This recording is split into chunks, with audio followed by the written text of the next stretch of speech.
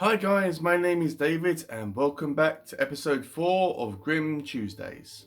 For those of you who aren't really familiar about this series, it's a new thing that I'm doing this year where I'm going through every single one of the fairy tales from the Brothers Grimm and reviewing them separately. So the one I'm going to be reviewing today is called The Three Spinsters. Now this talks about a mother and a daughter who essentially have these massive spinning wheel type of things, and they spin this material called flax. I'm pretty sure that's how it's pronounced. To actually make this material, it's not really specified about what they're actually making, but that's their job to actually do it. And this woman's daughter is extremely lazy and refuses to even help or even to spin any of this flax. So one day she actually gives her daughter a blow. Yes, this book does actually include child abuse and child endangerment to a very, very, very minute degree, but it does include it and does focus on it for just a little bit. It's not really specified about what she actually does, whether she kicks, punches her, slaps her, throws her across the room, whatever. I suppose you can pick your poison, but in the book it's just described that she gave her daughter a blow, and this was to such an extreme level that passers-by heard her daughter shriek. So it must have been like a good, slap across the face or a punch or whatever. So anyway, at this moment in time, the queen of this kingdom is passing the house, and when she encounters this, she inquires with the mother about why she has hit her daughter.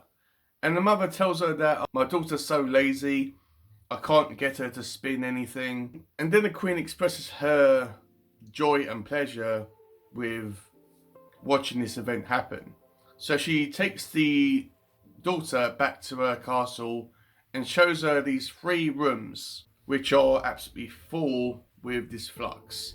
And she tells this girl that if she spins all the material that are in these 3 rooms, then she will be rewarded by marrying the queen's son. Not entirely sure how that works out, as she doesn't know this girl, and the son and this woman have never even met each other, so kind of strange deal there. But anyway, the daughter agrees, but she knows that she will be there for many, many years until all this spinning has actually been completed. So reluctantly, she does want to do it, and she looks out of her window one day and she sees these 3 women passing by, and they are a bit disfigured. One of them has a massive foot, the other one has a massive lip, and the other one has a kind of a swollen thumb. And she asks them to help her with this spinning.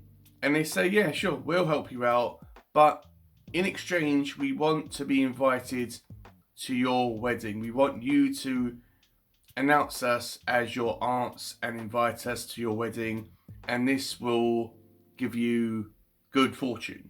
It's very vague about what this good fortune is. Marrying a prince is probably good fortune and enough.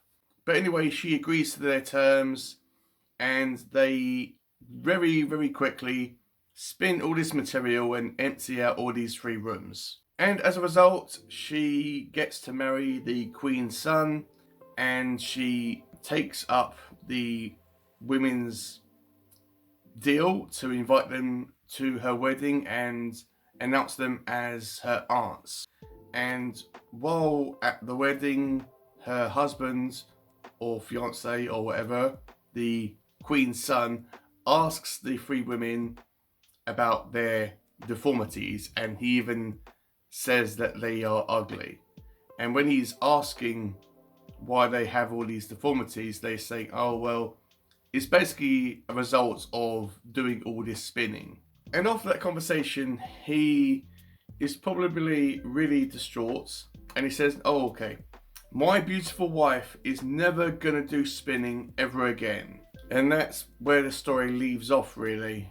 So it's never mentioned that this woman even spun anything, and she kind of got out of doing something that she was obliged to actually do, but she didn't want to do, and she kind of didn't really trick or force these women into doing it, but she kind of escaped the fact that she had to do a day's hard work and to try to pass the buck, essentially.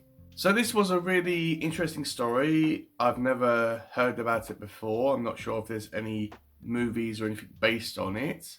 Obviously, the stories of Rumpelstiltskin and Sleeping Beauty when she pricked her finger on a spinning wheel, that kind of popped into my mind when I was reading this story. But yeah, let me know if you've heard about this one, guys, if you read it as a child. I'm really, really excited about going all through these fairy tales. They are all really short, really interesting, and really easy to talk about.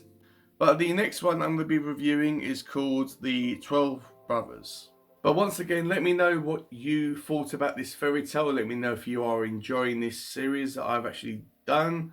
I know that episode 3 wasn't as popular as episodes 1 and 2. Not sure why that is. Maybe it's a fairy tale that wasn't really well known to people. But again, I am making these videos not really for the views, but to gradually go through all the Grimm fairy tales and say that I've actually read all of them. So yeah, with all that out of the way, have a great day, read some awesome books, and I will see you all in my next video.